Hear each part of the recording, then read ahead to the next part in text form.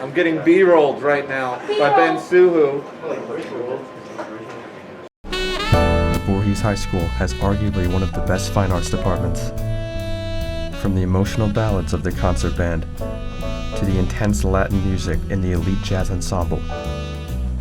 But how are Voorhees students able to be at a high level? Only one teacher can answer that question.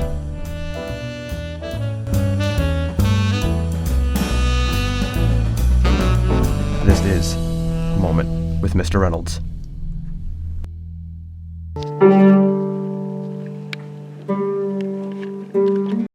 Mr. Reynolds and Ben Suhu. Yes. Discussing life, liberty, and happiness, and all that is music.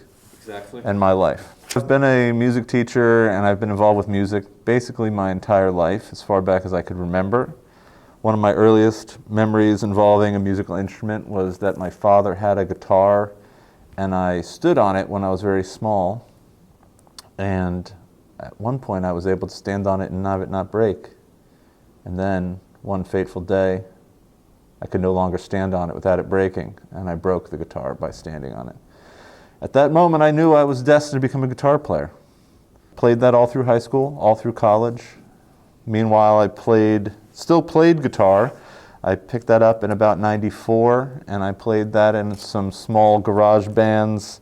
Played at a Battle of the Bands when I was a freshman at North Hunterdon. That band was not long-lived. I don't know if there was like a lightning bolt strike the ground moment where it said like, music is your thing, but it just was always kind of in my life. And when it came time to be making decisions about college and my future, it just seemed like the next logical step in my life. I really do listen to everything. Rock, rap, country, EDM, blues, folk. I don't think my influence have necessarily changed, although as we were again saying yesterday, is that I was thinking about me as a music educator, and the music that we historically select is all written by basically old white men.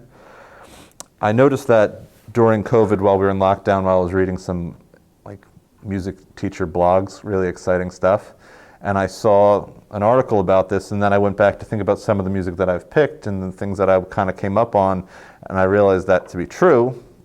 So starting last spring and then again into the fall, I've made a strong attempt in my music selection to pick music by LGBTQ, minority composers, just trying to break the mold and give some other composers like a forum to be performed, as well as give students that may be minority students, maybe LGBTQ students, like someone to like look up to and be like, oh, if they could do it, so could I. I don't know if feeling is more important or less important. If you're speaking of like the music theory piece of music, I don't know if everyone needs to know music theory, the Bach, Beethoven rules of the world. I don't know if that's as important as necessarily just kind of like making the music. I think one of the mistakes that young musicians make, that if they want to go into music professionally, they might just be making music based on what they feel and not let themselves get the knowledge or the roots of music to help them compose and create their own music. Sometimes I feel like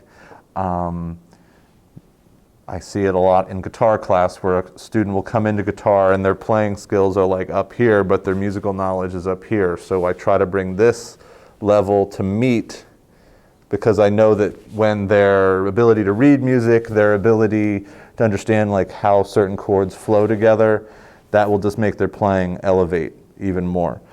I would say that I've actually been moved emotionally during several theatrical productions.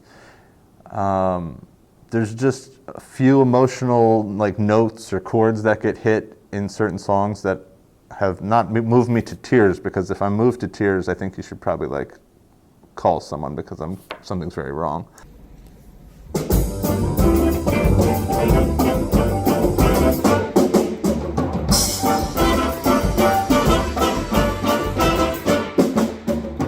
most important things I learned about music, I guess about music and about teaching, is that you really can never stop learning. And you should never let yourself stop learning. I have been taking graduate classes for many years now through Centenary University. I'm continuing to pursue a doctorate in educational leadership, but that doesn't have to do necessarily with music, but the fact that I put myself in places to, I don't want to say be uncomfortable, but to remember what it's like to be a student in the classroom. It reminds me of like the struggles that like my students might be going through.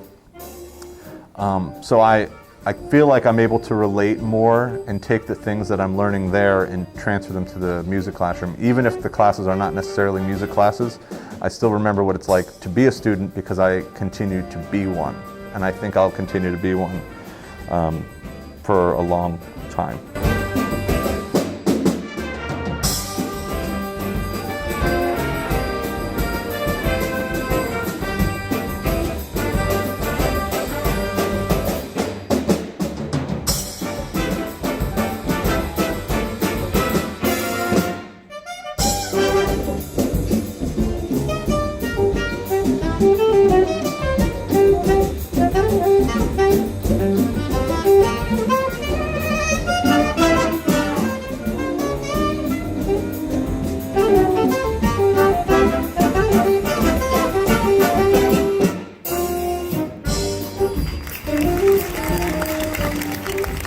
I love seeing them go from point A to point B, the shy, nervous freshman that doesn't want to maybe get on the stage to perform, to a point where they're a senior and maybe they're standing up in the jazz ensemble and they're playing a solo.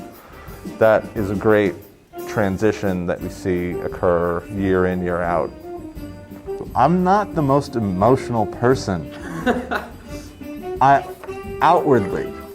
I don't think I'm outwardly all that emotional. There are, I guess, before concerts, there's the nervous energy that students have as they're running around the room, like bouncing off the wall. Whereas for me, if I was about to perform, I think I'm more, I don't want to say somber, because that's like not the right word, but I'm much more calm and chill, trying to get myself like, I guess it's to get in the zone. Well put, Mr. Suhu.